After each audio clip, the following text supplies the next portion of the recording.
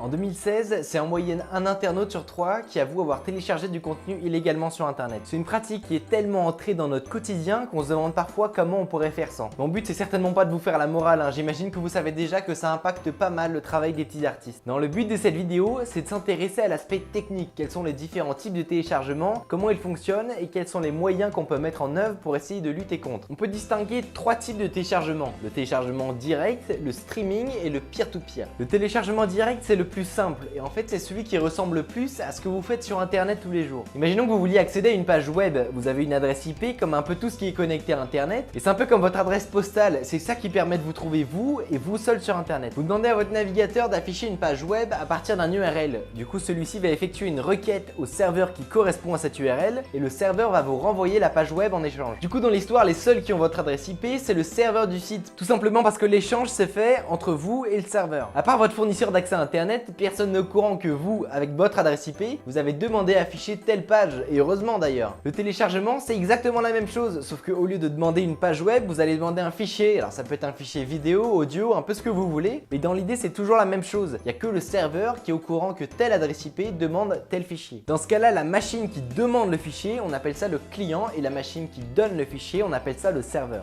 Ensuite, il y a le streaming. Alors il y a plein de gens qui pensent que téléchargement et streaming c'est complètement différent, mais en réalité c'est vraiment très proche. Par exemple sur YouTube ou sur Spotify, vous avez accès au contenu en streaming. En fait, vous téléchargez la vidéo et vous commencez à la voir avant que ce soit terminé. Du coup, pour vous, c'est comme si c'était en live, puisqu'en fait, vous téléchargez la vidéo plus vite que vous ne la voyez. Et en fait, c'est ça la petite barre en bas qui se remplit. Au final, la seule différence avec le téléchargement direct, c'est qu'à la fin, vous ne conservez pas de copie du fichier sur votre ordinateur. Donc là encore, les seuls à voir votre adresse IP, c'est le serveur qui héberge le site de streaming. Enfin, il y a le téléchargement en peer-to-peer. Alors, il est un peu plus complexe, mais il est aussi très utilisé pour accéder à du contenu piraté. Cela dit, utiliser ce type de réseau, c'est pas illégal en soi, ça le devient seulement si les œuvres sont protégées par des droits d'auteur. La grosse différence avec le téléchargement direct, c'est que non seulement vous jouez le rôle de client, mais aussi de serveur. Avant, les données, elles circulaient de façon totalement unilatérale. Ça venait du serveur vers vous, le client. Sauf que là, non seulement vous recevez des données via le réseau peer-to-peer, mais en plus vous partagez les données que vous avez déjà reçues. Et en fait, ces données, vous les téléchargez depuis plein d'autres PC comme le vôtre qui sont en train de partager une partie du fichier que vous n'avez pas encore. Et elle est là la grosse différence, alors qu'avant votre IP elle était uniquement visible par le serveur qui vous envoyait le fichier.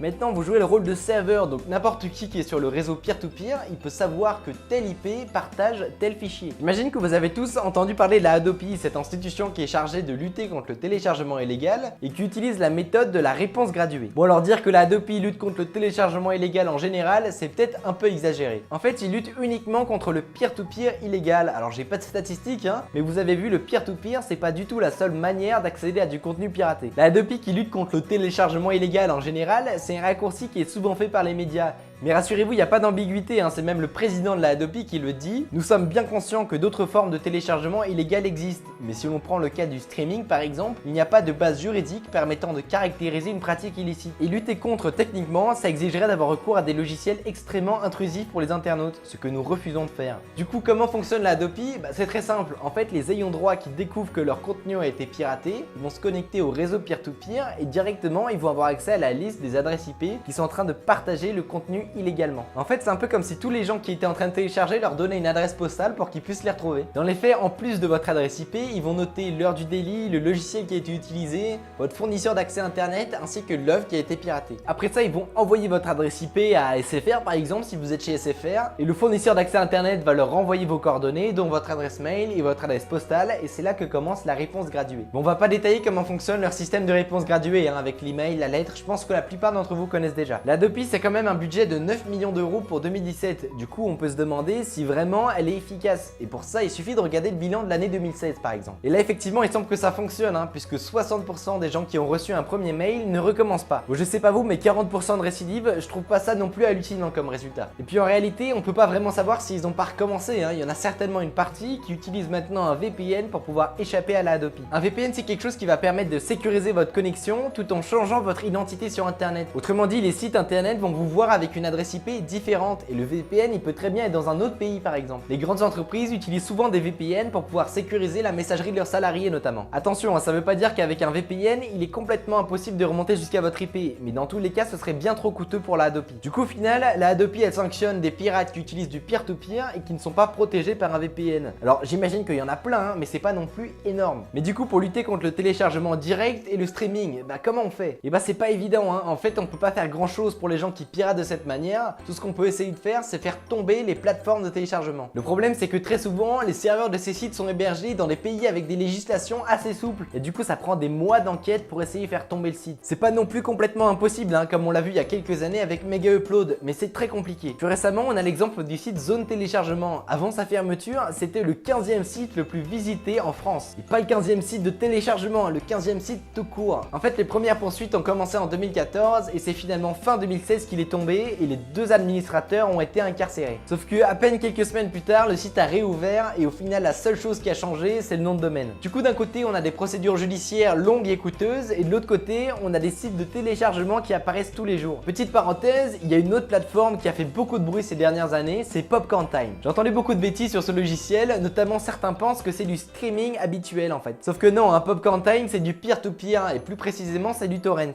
La seule différence, c'est que là où un client torrent classique va télécharger des morceaux du fichier un peu aléatoirement jusqu'à obtenir le fichier complet à la fin, Popcorn Time lui, il va télécharger en priorité des morceaux au début du film et c'est ça qui va permettre de le lancer avant qu'il soit totalement téléchargé. Du coup aussi, si vous utilisez Popcorn Time, vous accédez à du contenu piraté en peer-to-peer, donc vous risquez de vous faire tomber dessus par l'Adopi. On peut se demander pourquoi ce genre de plateforme fonctionne hyper bien alors que les ventes de films à l'unité dégringolent complètement. À mon avis, c'est très simple, hein. Popcorn Time c'est beau et c'est facile à utiliser, vous lancez un film en 2 clics. N'importe quel mec qui bosse dans l'ergonomie vous le dira, hein. Il faut faciliter la vie à l'utilisateur, il faut que ce soit simple et rapide. Et d'ailleurs, les mecs de la musique l'ont très bien compris, hein. Spotify c'était la meilleure parade au téléchargement illégal de musique. Aujourd'hui, vous voulez voir un film qui a quelques années ce soir, et franchement, bonne chance pour le trouver sans le télécharger, hein. Heureusement, il y a des trucs comme Netflix qui sont en train d'arriver, c'est très ergonomique et à mon avis, ils ont un grand avenir. Mais je pense qu'on est encore assez loin de ce qui va tuer le téléchargement illégal. N'hésitez surtout pas à débattre de tout ça en commentaire et à laisser un pouce bleu si cette vidéo vous a plu. C'était Micode, salut!